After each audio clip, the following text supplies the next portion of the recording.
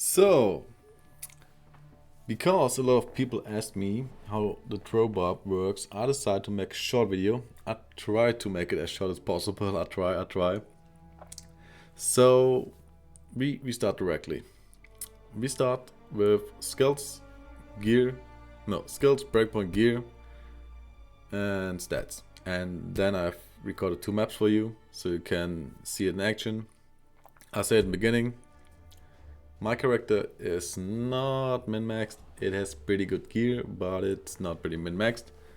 So I think if you put in the money and you will max this build can be a beast. Could be a pretty fast mapper. But yeah, we will see how my maps goes. I mean, you have my gear, but like the little extra things adds a lot of value to this build. Like, I want to say it in the beginning, so you don't get disappointed in the end. But anyway, we start with the skill tree. So, let's start with walkwise, because you have 2 options here. Like, you can go damage route and you can get a survivability route. So, if you want more damage, you go battle commands, go 20 hard points in it, then you get +3 to all skills. If you want to go the survivability route, you go for battle orders for max life. Like, simple as that. Either option 1 or option 2. For combat masteries, you do 20 hard points in thrown weapon mastery, because you're throwing things. Simple as that. And then 1 point in like increased stamina, increased speed, iron scan, and natural resistances. Okay, let's come to the main damage. Ethereal throw, obviously 20 points. Then you max like the synergy power throw, and the rest of the points goes into bash. Like, power throw is a little bit special because it increases your physical damage for 0.5 seconds if you use it. So if you map and you think you need a little bit extra damage, you toss in a power throw here and there and get some physical damage buff. It's you feel it when you use it, believe me. Alright, that's it for the skills already. So yeah, talk about the breakpoints real quick. Like, yeah, you want 48 fast hit recovery and you want 63 attack speed. Yeah, that's it. Pretty easy to reach through your gear. Which I wanna show you now. And we start with the weapon. Weapon, hands down, the best is Warshrike. Try to get a corrupted one, try to get a max damage per level. Corrupted one will boost your fizz damage big time.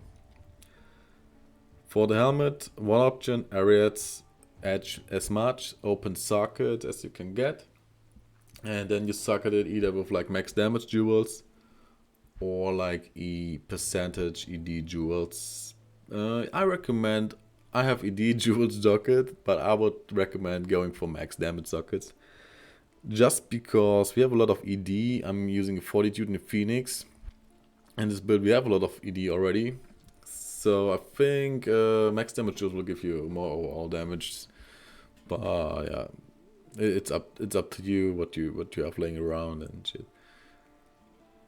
We actually have 2 options for the armor.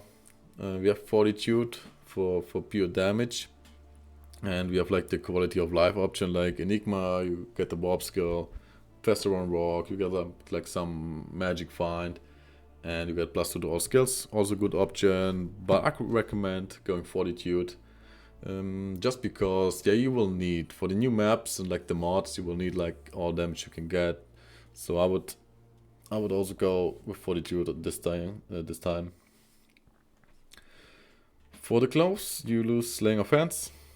Try to get like a life gain on ranged hit, corruption on it, and you're fine. Shield, BIS, Phoenix. ED, Redemption Aura, good sustain. Hands down your best option. You can also go with a Stormshield. The problem is like the mana in this time. Like, Stormshield is also good, but you will have to use mana pots. With the Phoenix you don't. Maybe if you're unlucky at the boss, but normally you're fine. For the boots you actually have 3 options. You can go War Traveler for added damage and MF. This is my favorite option. For pure I think for pure damage I would go Gore Riders because you get some Deadly Strike, and with the Warshrikes and High Lords you get like to 100% magic Deadly Strike, so that's also good. Or you go like with Waterwalk for some life. Like that would be my 3 picks here. For the belt you need to use Razortail because you need Pierce. If you can get like a extra Pierce Corruption one, will help a little bit. It will be fine with like the normal one, but if you can get one, go for it. Alright, Amulet. So Amulet, you can go High Lords or Atmos. I like High Lords, +1 to skills, attack speed, deadly strike, pretty much GG. If you want Atmos for the amplified damage, you have to consider you need to get one attack speed jewel in your helmet then to reach your breakpoint. Like with the High Lords you don't need it because it has 20% attack speed already, but with the Atmos you need like an extra jewel on your helmet. So the rings. Yeah, one ring is set, you need a Mana Leech ring. What you can get a Mana Leech ring. And the second ring, you have 2 options, like even Raven Frost for like cannot be frozen, or Wisp projector for big damage. There's something special here too. If you want to use a Wisp, you can get frozen because you don't use a Raven Frost. So I recommend getting a Cham rune in the helmet. So you use some damage there, but the Wisp will be worth it. It's just a lot more expensive, that's why I don't have it, but it should be fine. Alright. Let's talk about the charms real quick. Like you want a full inventory of combat skills. I think you can also go with max damage skills, but I did not do the math, so don't lock me on that. I would go with combat skills, they're cheap. You can get some good extra stats on it, like you want fast hit recovery on them to reach your breakpoints. And on the rest of your charms you just try to get like max damage. Like you can get like grand charms with +2 combat skill and max damage. Believe me, this will boost your damage a lot. Every max damage you can get will be good. That's why you try to get like 3 max damage small charms. I don't have any. Oh, I have 1. I'm lying. I have 1. Yeah, try to get all the max damage you can get here. Keep in mind to keep your resistance maxed. And yeah, they usually torch any setup for sure. Alright, so Merc gear. Alright, yeah, the Merc.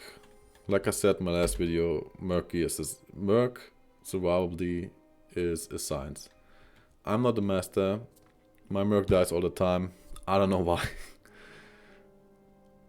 Especially on this build, I had problems to keep him alive. But anyway, talk about the options you have.